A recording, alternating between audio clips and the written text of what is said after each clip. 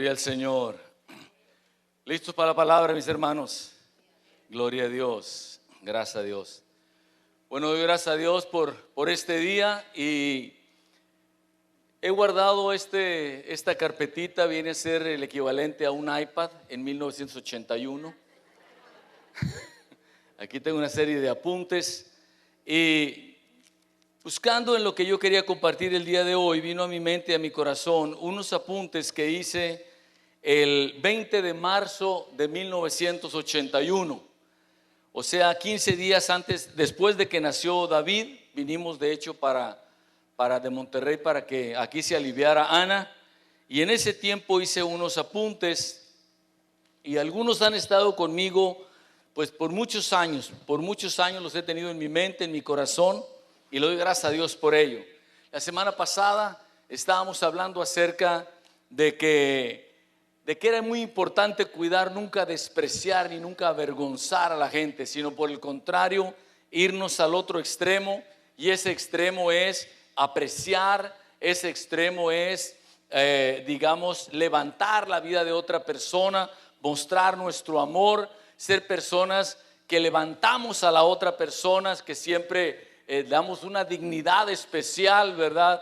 Solamente por el hecho de ser una persona, por ser un mexicano, una mexicana, por ser alguien de la ciudad, nos ayudamos unos a otros. Y decíamos que en el caso del apóstol Pablo, cuando escribe, dice él, ¿acaso avergonzáis la iglesia de Dios? Y avergonzar la iglesia de Dios tiene una serie de formas como nosotros podríamos producir una pena a la vergüenza de Dios, y sin irnos a cosas demasiado drásticas que de repente uno dice, ¿cómo es posible que esta persona que oyó el evangelio, que conoció de Dios, que lo alabó, ahora esté viviendo lo que está viviendo o haya caído donde ha caído? Sino más que pensar en qué cosas pueden apenar y avergonzar a Dios y a la iglesia de Dios, pensar en qué cosas pueden levantar y animar y glorificar a Dios. Amén. Más que pensar en aquello, decir, bueno, mejor vámonos al otro extremo y decimos, ¿de qué manera puedo yo exaltar y glorificar el nombre del Señor? Y en marzo 20 voy a hacer solamente la introducción de algo que tengo de apuntes para compartir con ustedes el mensaje del día de hoy. Y en aquel año que hace 32 años, yo escribía de la siguiente manera, dice Romanos 14, 7 al 9, porque ninguno de nosotros vive para sí y ninguno muere para sí, que si vivimos, para el Señor vivimos, amén, y si morimos, para el Señor morimos, así que o que vivamos o que muramos, del Señor somos, porque Cristo para esto murió y resucitó y volvió a vivir, para ser Señor así de los muertos como de los que viven. El día de hoy quiero compartir sobre una área que ha marcado a las personas que están cerca de Dios voy a irme solamente 4,000 años al pasado para empezar, y llegar hasta el momento a base de brincos más o menos de 1,000, 2,000 años para que podamos ubicarnos.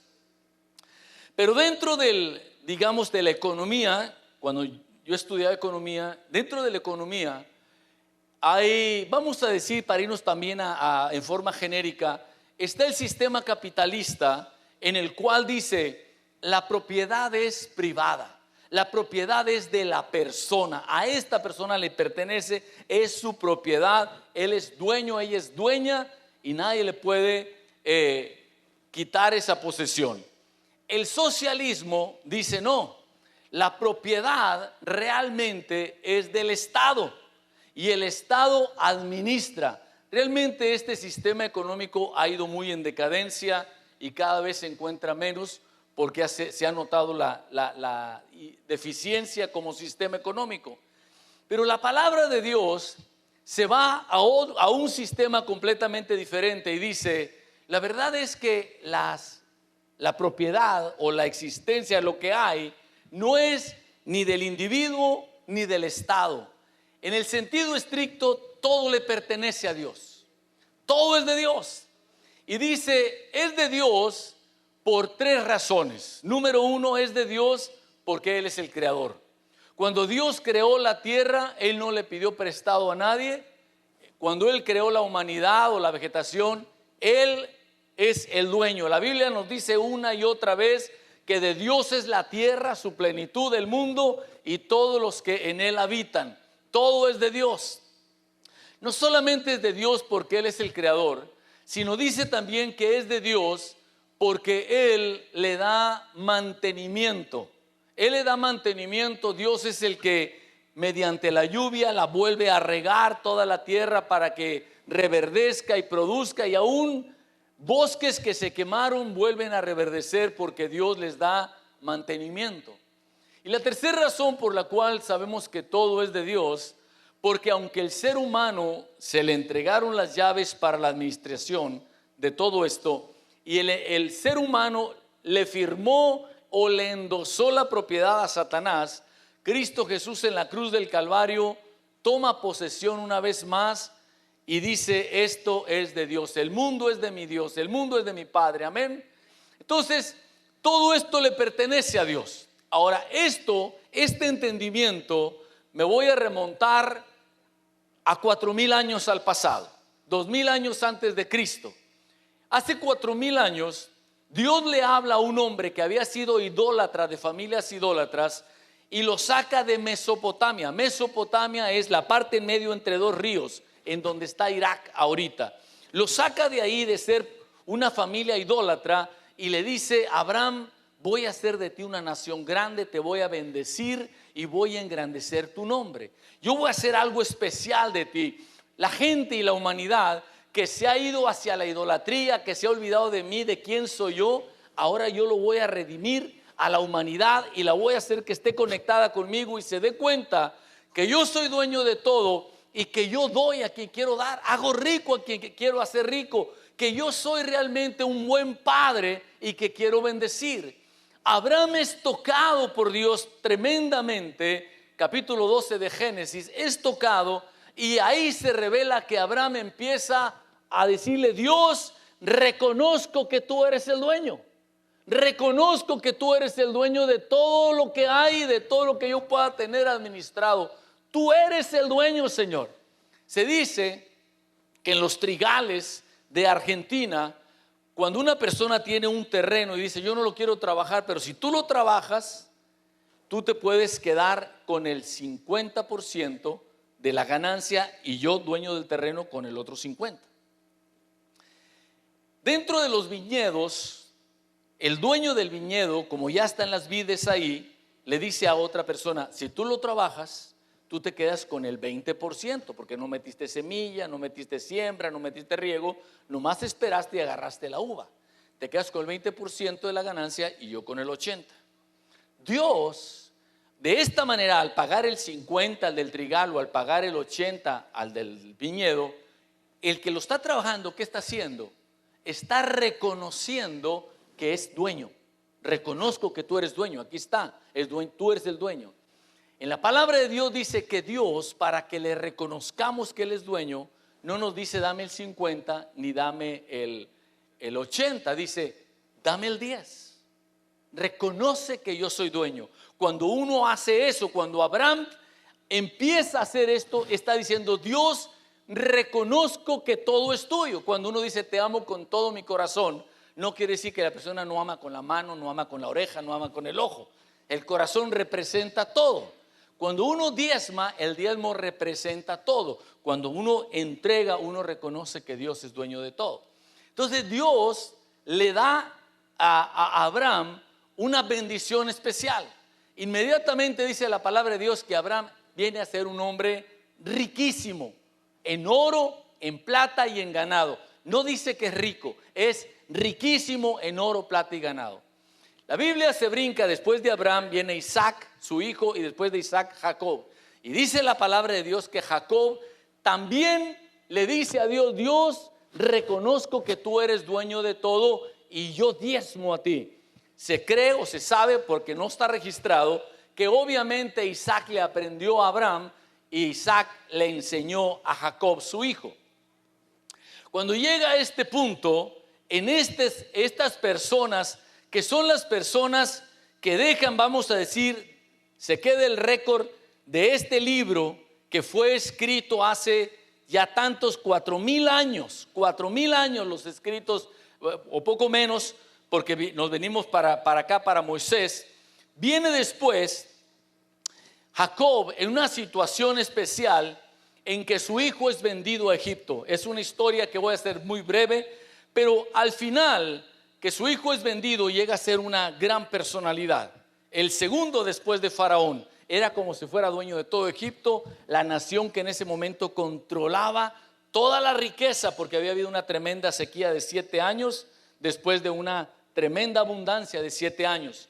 Viene su familia, Jacob se da cuenta que su hijo no había muerto, sino que estaba vivo, y José le dice a Jacob y a sus hermanos: vénganse, Dios hizo todo esto para protegerlos, para guardarlos y para bendecirlos.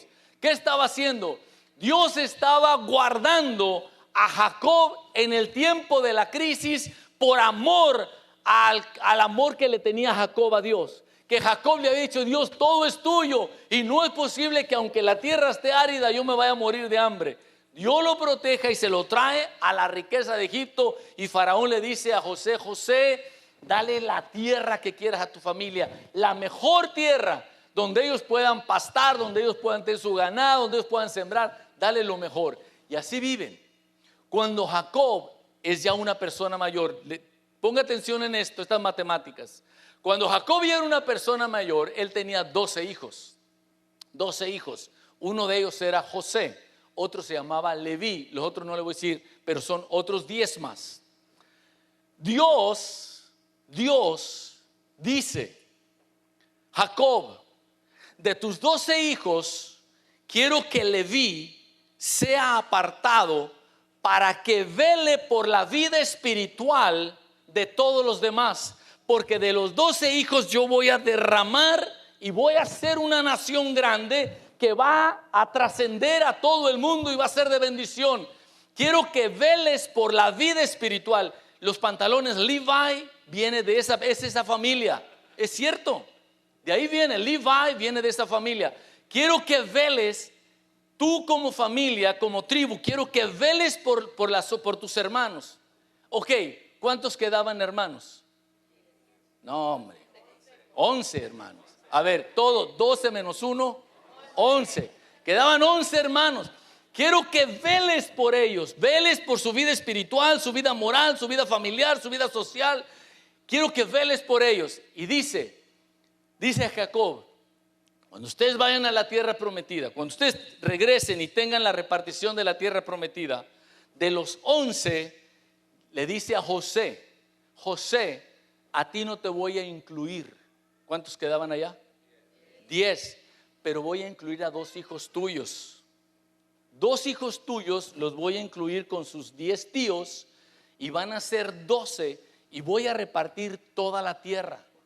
Toda la tierra. Pero a Leví no le voy a dar tierra. A Leví no le voy a dar tierra. Lo que voy a hacer es que quiero que Leví se infiltre y sea de bendición en todos los terrenos de Israel. Quiero que sea un sacerdocio especial para que vele por la vida espiritual y se infiltre. Ellos no van a recibir tierra, se van a dividir en 2 partes y no reciben. ¿De qué van a vivir ellos? Cada uno de sus hermanos, cada una de las tribus le va a dar 10% a esta tribu, para que haga lo que yo quiero que haga, que vele por la vida espiritual de sus hermanos, de esta nación que va a trascender por generaciones. Entonces, cuando cada uno le da un 10%, esta tribu viene a estar más o menos, si todos dan el 10%, en un 20% arriba del ingreso promedio total de Israel. Así ellos vivían. Era lo que sucedía, era el plan de Dios, el plan financiero de Dios. Así Dios lo determina. Entonces esta familia velaba por toda, esta tribu velaba por todas las otras tribus. Van pasando los años, la bendición de Dios se va derramando sobre este pueblo, se van haciendo gente tremendamente ricos en, no solamente económicamente, sino intelectualmente. Se cumple la palabra de Dios dada al abuelo de ellos o bisabuelo de ellos ahora. Se cumple la palabra que iba a ser de ellos una nación grande. Y empezamos a ver por todos lados, aún en el tiempo presente, después de la Segunda Guerra Mundial, después de que Hitler los trata de exterminar, nos encontramos después de aquel punto, 4000 años después prácticamente, una nación que empieza a resurgir con poder, con inteligencia, con sabiduría, porque la promesa de Dios está sobre ellos. Amén, hermanos. La bendición de Dios estaba sobre ellos. Ahora, al paso del tiempo, estas personas, como puede suceder, de repente uno empieza a decir, ¿cómo? No, y empiezan a flaquear. De repente empiezan a pensar que mejor había otro plan, mejor vamos a hacer kermeses para que éste viva, o mejor vamos a hacer comidas para darle a aquel que haga comidas para que de eso viva. Y no funciona así, porque Dios tenía un plan específico para la propagación, ¿sí? Un plan de Dios, un plan maestro de parte de Dios. Cuando nosotros caminamos después de Abraham, 2000 años después, viene el Señor Jesucristo. Cuando viene el Señor Jesucristo, dice la palabra de Dios en Mateo 23:23. Todos digan Mateo 23:23.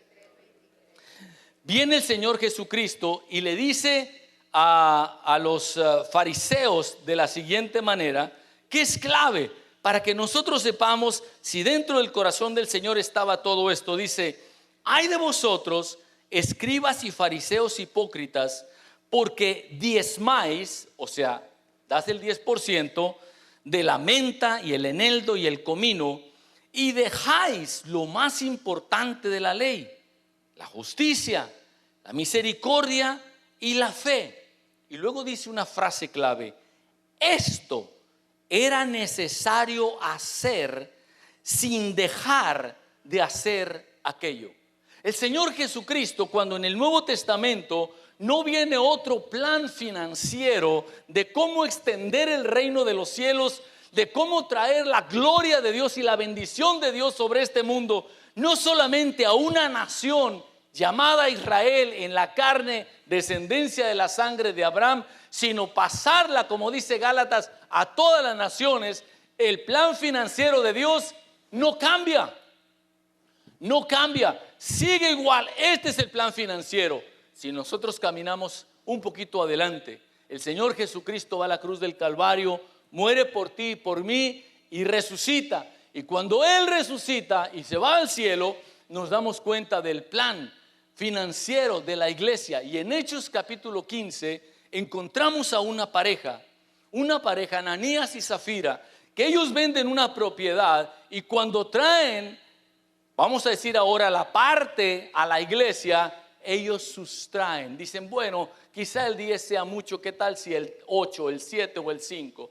Y dice la palabra de Dios que Dios le da revelación al apóstol Pedro y le dice a Ananías: Ananías, ¿por qué has hecho tal cosa? ¿Por qué Satanás puso eso en tu corazón?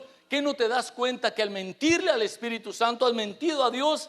Y él cae muerto. ¡Pum! Le da un ataque al corazón posiblemente y cae muerto, y la esposa también. Ahora, Ananías y Zafira no eran adúlteros, no eran borrachos, no eran nada. ¿En qué habían fallado?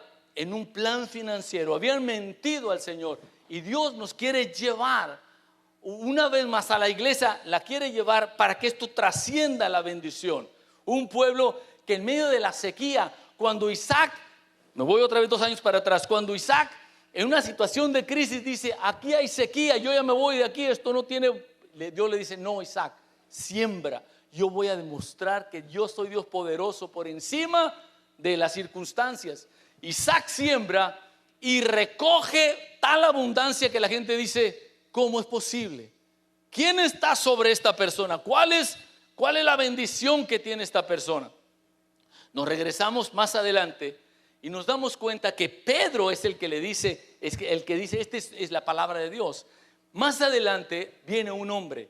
Este era un hombre, un judío bien estricto con el judaísmo. Era un hombre que guardaba la ley, era un hombre que diezmaba, se llamaba Saulo, era de Tarso. Y Saulo, que era un hombre recto conforme a la ley, ¡pum! Un día el Señor lo toca y su vida es transformada. Él se hace cristiano, él perseguía a los cristianos, pero él se hace cristiano.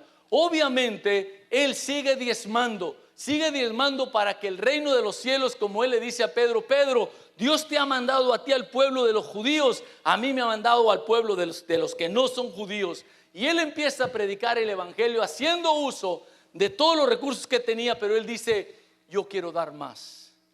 Aunque Dios me da a mí, que me ha llamado a predicar el evangelio, aunque Dios me da a mí este privilegio, yo voy a empezar a dar más y más. Y él empieza a devolver lo que recibía. Él empieza a entregar. Él dice, no, yo como esto estamos arrancando, yo voy a dejar este privilegio que yo tengo. Y el apóstol Pablo escribe a la gente en 1 Corintios, si tú abres, en el capítulo 9, y dice, ¿no sabéis que los que trabajan en las cosas sagradas comen del templo, y que los que sirven, es el 9:13, y que los que sirven al altar, del altar participan? Así también ordenó el Señor a los que anuncian el evangelio, que vivan del evangelio. El apóstol Pablo dice, el Señor Jesús ordenó que los que anuncian el evangelio vivan el evangelio. Dice, pero no quiero que nadie piense que yo predico el evangelio por dinero. Yo mismo voy a trabajar para no recibir y que el dinero se aplique para seguir haciendo viajes y llevar a Timoteo y llevar a Sóstenes y llevar a otra gente a la predicación del evangelio. Dice, no que no tenga el derecho, pero lo quiero dejar para que no haya que hacer. No sé si algunas personas hayan dicho, bueno, pues si ya no hay que apoyar a Pablo, bueno, ya no voy a diezmar. Pudiera ser, pero no creo que era el plan de Dios. Yo creo que era una toma de responsabilidad y sigue haciendo. Ahora, cuando nosotros vemos esto, tenemos que entender lo que sucede en el mundo espiritual. ¿Qué es lo que pasa? ¿Qué es lo que pasa en el corazón? ¿Qué es lo que pasa en la mente? ¿Qué es lo que sucede? Todo esto tiene que ver con, ¿reconozco que Dios es dueño de todo o no reconozco que Dios es dueño de todo? No se trata de cuánto dinero. Cuando el Señor dice que Él estaba en el templo y estaba viendo cuando la gente estaba depositando sus ofrendas, y viene una viuda y deja 2 moneditas, 2 blancas, y las pone ahí. Yo no sé, pero yo veía una película y como que se oía por allá una voz que decía, uy, qué poquito echó esa señora. El Señor voltea y dice, quiero decirte que esta mujer echó más que todos, porque todos pusieron aquí de lo que les sobraba, pero esta mujer ha echado todo lo que tiene. Porque en el corazón de Dios no es la cantidad en números, en pesos y centavos. En el corazón de Dios es, ¿reconoces que Dios es dueño de todo o no reconoces que Dios es dueño de todo? Cuando una persona, si esta persona echó 2 blancas, el Señor dijo esto, pero yo no sé si uno de los ricos hubiera dicho, bueno, voy a echar 4 blancas. Pues si esta señora con 2 blancas la armó, pues yo con 4 la hago, ¿verdad? No creo que el Señor haya dicho, pues este echó más que la señora, porque echó 4. No, es con respecto a lo que está, a tu capacidad. Es proporcional. Por eso en la palabra de Dios dice, según la persona haya prosperado. Estamos viendo lo que pasa en el mundo espiritual. ¿Qué es lo que yo estoy diciendo cuando nosotros venimos y traemos ofrenda o diezmo al Señor? ¿Qué es lo que está diciendo mi corazón? Eso es clave, eso es lo importante. ¿Qué es lo que está diciendo mi corazón? ¿Es esto una cooperación? ¿Es esto una colecta? ¿O es esto un reconocer que Dios es dueño de todo? Eso solamente Dios lo puede ver en el corazón. Cada uno tiene que examinarse a sí mismo. Pero yo veo en la palabra de Dios que esto es tan importante. Cuando yo veo todo esto y me voy a Malaquías, no al capítulo 2 o 3 que es tan famoso cuando se toca este tema, pero el último libro antes del Evangelio según San Mateo. Póngame atención. Aquí está Abraham, 2000 años después está Jesucristo. Quítele 400 años, ¿ok? 400 años antes de Jesucristo, y Dios habla a través de Malaquías. Dios habla al pueblo de Israel. Han pasado 1600 años y Dios habla. Y Dios regaña a los sacerdotes. Dios le reclama al sacerdote. Mire lo que dice en el capítulo 1. El hijo, versículo 6, honra al padre y el siervo a su señor. Si pues yo soy padre, ¿cuántos decimos que Él es nuestro padre? Amén. Él es mi padre. Esto es lo más maravilloso que yo puedo pensar. ¿Dónde está mi honra? Y si soy Señor, ¿dónde está mi temor? Dice Jehová de los ejércitos a vosotros. ¿A quiénes? Oh sacerdotes. Fíjese a quién está regañando el Señor. Está regañando a los sacerdotes. No está regañando al pueblo. Está regañando a los sacerdotes. ¿Ok? Dice que menospreciáis mi nombre y decís: Señor, ¿en qué hemos menospreciado tu nombre? Y dice: en que ofrecéis sobre mi altar pan inmundo. Y dijisteis: pues, ¿en qué te hemos deshonrado? En que pensáis que la mesa de Dios es despreciable. Y cuando ofrecéis el animal ciego para el sacrificio, ¿no es malo? Asimismo, cuando ofrecéis el cojo o el enfermo, ¿no es malo? Preséntalo a tu príncipe. ¿Acaso se agradará de ti o le serás acepto? Dice Jehová de los ejércitos. Ahora pues orad. Bueno, hasta ahí tantito. Mire, el sacerdote solamente presentaba lo que la gente le traía. Él no tenía, no era lo que él tenía, no era su propiedad. La gente le decía: hermano, pastor o sacerdote, aquí traigo yo esto para la gloria de Dios, ¿verdad? Traía y él lo presentaba. Es lo que hacía él. Y otro venía y lo presentaba, y si la persona era muy pobre eran 2 palominos, o era algo de trigo, o era un becerro, o era una oveja. Él solamente lo presentaba. Pero Dios le reclama y dice: güey, un momentito, ¿qué estás haciendo? Pues, Señor, es lo que me trae la gente. Es lo que me trae la gente, lo que yo estoy presentando es lo que me trae la gente. No, dice, esto es como algo que está muy mal. O sea, tú vas a presentar lo que te traiga la gente. Pues lo que me trae la gente, Señor. Entonces el sacerdote tenía una responsabilidad. Yo no puedo presentar cualquier cosa a Dios. Entiende él, y Dios le habla, y Dios le dice en el versículo 9: ahora pues, sacerdote, ora por el favor de Dios para que tenga piedad de nosotros. Pero ¿cómo podéis agradarle si hacéis estas cosas? Dice Jehová de los ejércitos. Entonces aquí está Dios reclamando, porque el sacerdote presentaba en forma indistinta. Ahora, todas las ofrendas son aceptadas, pero no todas son agradables. Eso lo podemos ver en Abel y Caín. Todo lo que llegaba, pues ahí estaba, no lo rechazaban. Pero a los ojos de Dios, en el mundo espiritual, no todo era agradable. Entonces nosotros podemos ver que seguimos leyendo aquí en la palabra de Dios, y en el capítulo 2, versículo 13 dice: no miraré más a la ofrenda para aceptarla con gusto de vuestra mano. Sigue hablando el profeta Malaquías, y en el capítulo 3 dice: porque yo, Jehová, no cambio. Por esto, hijos de Jacob, no habéis sido consumidos. O sea, por mi pura misericordia. Pero pongan atención: desde los días de vuestros padres os habéis apartado de mis leyes y no las guardasteis. Volveos a mí y yo me volveré a vosotros, ha dicho Jehová de los ejércitos. Mas dijisteis: ¿en qué hemos de volvernos? ¿Robará el hombre a Dios? Pues vosotros me habéis robado. Y dijisteis: ¿en qué te hemos robado? En vuestros diezmos y ofrendas. Malditos sois con maldición, porque vosotros, la nación toda, me habéis robado. Traed todos los diezmos al alfolí, y hay alimento en mi casa. Y probadme ahora en esto, dice Jehová de los ejércitos, si no os abriré las ventanas de los cielos y derramaré sobre vosotros bendición hasta que sobreabunde. Aquí en la palabra de Dios yo quiero decirte que cuando yo hice estos apuntes, yo estaba ya casado, tenía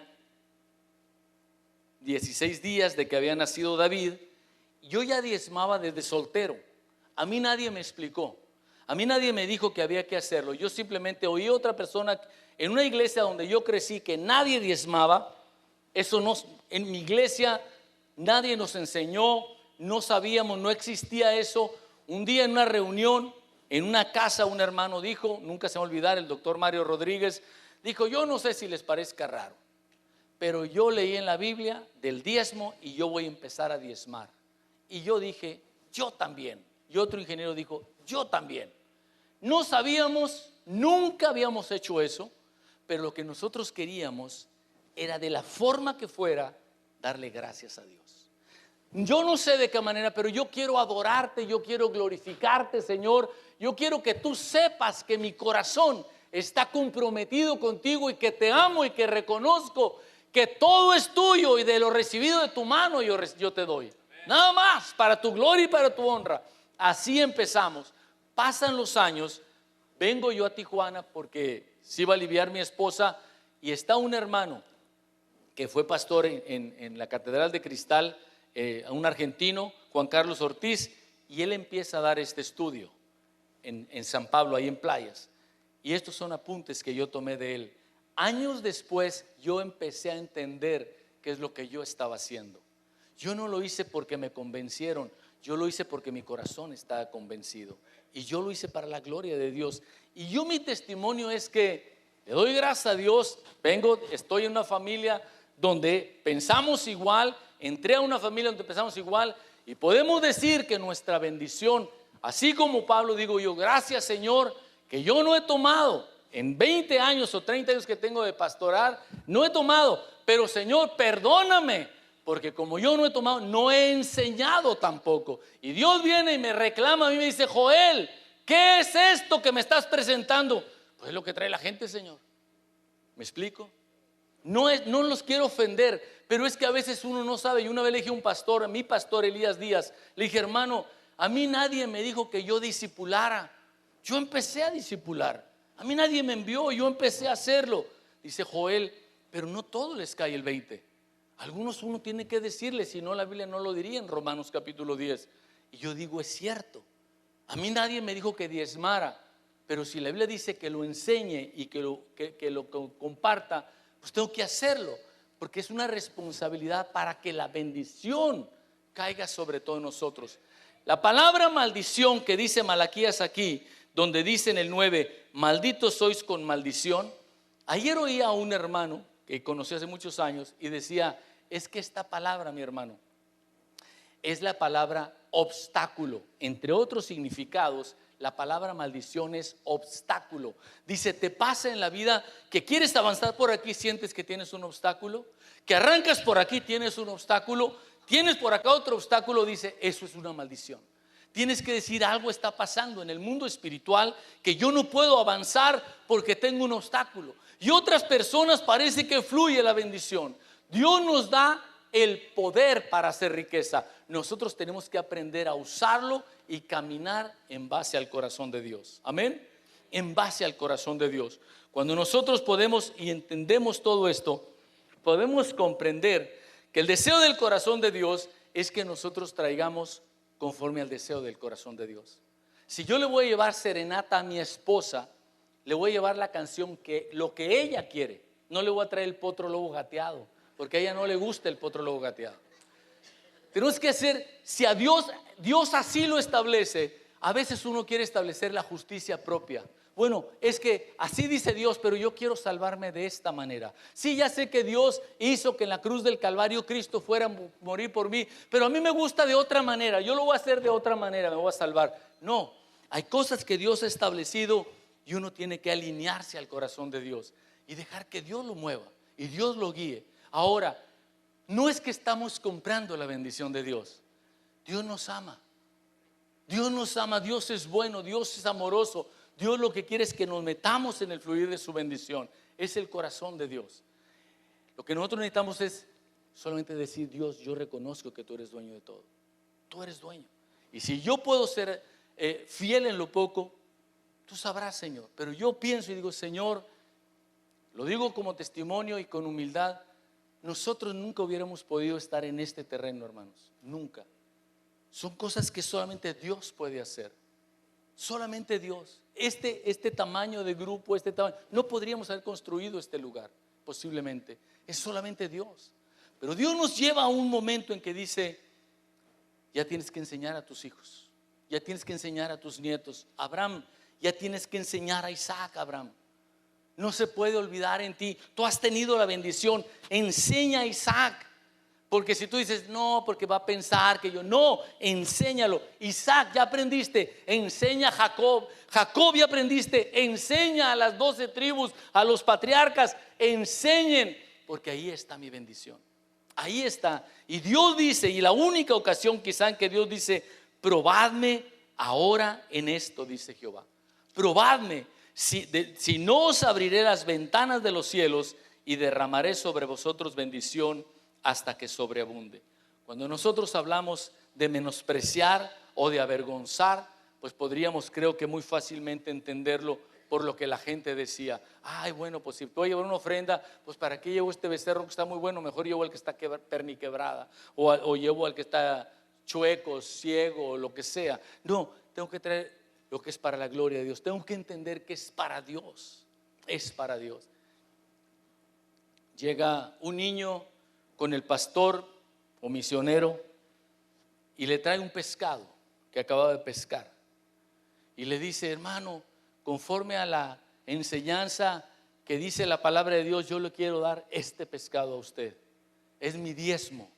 Y le dice, wow, chico pescadote, tu diezmo. Dice, ¿y dónde están los otros 9? Pues para que me traigas este. Dice, están en el agua, pero ahorita los saco. De repente uno dice, bueno, yo hasta que vea. No, uno empieza a actuar, uno empieza a actuar, uno empieza a creer en el Señor. Hermanos, yo creo que Dios tiene bendiciones para nosotros. Yo todo lo que puedo decir es que en estos 42 años, 41 años que tengo que entregué mi vida a Cristo Jesús, y posiblemente casi 40 o 38 que yo diezmo, y le doy gracias a Dios por ese privilegio que me concede y que puedo hacerlo y que seguiré haciendo y seguiré trabajando. Todo lo que puedo decir es que Dios siempre ha sido bendición sobre nuestra vida. Amén, hermano. Es lo que Dios tiene para todos nosotros. Es lo que Dios tiene. Nunca debe de faltar en esta congregación. No debemos de detener lo que hay que hacer. Yo le decía al hermano Héctor, yo quiero hacer todo el camino de Tucuruguay. Yo quisiera hacerlo de puro pavimento, pero bueno, aunque sea de Tucuruguay, todo alrededor, para que cuando vengan los carros no se levante la tierra. Pues sí, el Tucuruguay me lo regalan, pero los camiones hay que pagarlos. Bueno, pero ahorita no se puede porque estamos haciendo otra cosa. Dios nos quiere llevar a otros niveles, hermano. A todos en bendición. Yo no quiero que parezca como que son ofrecimientos humanos. Esto es lo que Dios ha hecho y no se le ocurrió ayer. Esto es lo que Dios ha hecho en los últimos 4,000 años y lo quiere seguir haciendo. Hay mucha gente sobre la tierra que viene en esta línea. Unos empezaron diezmando. Se dice que el dueño de JCPenney empezó con el 10% y terminó diciendo, yo con el 10 tengo, le voy a dar a Dios el 90%. Personas que de repente se dan cuenta de la gratitud hacia Dios. Señor, quiero que tú sepas que yo reconozco que tú eres dueño de todo. Esto es lo más importante. Que nosotros en esta área, tocaremos otras áreas, pero en esta área no avergoncemos la iglesia del Señor. No avergoncemos, no menospreciemos la iglesia de Dios, sino que nosotros hagamos para la gloria del que digamos, qué bueno que podemos tener, gracias a Dios que tenemos estas sillas para que usted se pueda hacer, para que yo me pueda sentar y nos podamos sentar para escuchar la palabra y glorificar al Señor. Pero esto es algo entre Dios. Nosotros nunca llevamos ni cuentas ni notas de registros que quién no. Esto es algo personal de cada persona, de cada quien con Dios. Es como cuando viene una inversión. Yo veía algunas inversiones de personas que invirtieron una cantidad y esa inversión se multiplicó cientos o miles de veces. La gente que invirtió en la Coca-Cola, el que invirtió en la Ford, el que invirtió en el chocolate Cis, Warren Buffett. O sea, muchas personas. Cuando nosotros estamos haciendo esto, estamos invirtiendo en el reino de Dios. Habrá cosas que Dios no las dé aquí, habrá cosas que Dios no las dé allá. Que Dios opere allá. Este es el corazón de Dios. Dios nos llama para que Dios y solamente Dios sea glorificado. Que nosotros traigamos ofrendas dignas del Señor. Posiblemente si yo le doy 10 pesos a la persona que estacionó mi carro, está contenta la persona, ¿verdad? Le doy 10 pesos, está contenta porque solamente lo estacionó y vino.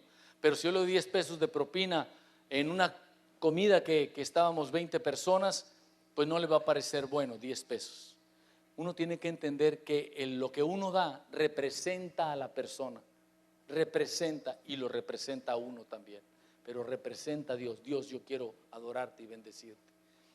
Yo quiero darle gracias a Dios por esto. Gracias por todo lo que nosotros hemos abierto nuestro corazón. No lo digo como que nadie lo sabe todo esto. Para otros será solamente reafirmar lo que sabemos. Pero la importancia es que nuestro corazón siempre reconozca: Dios, tú eres dueño de todas las cosas.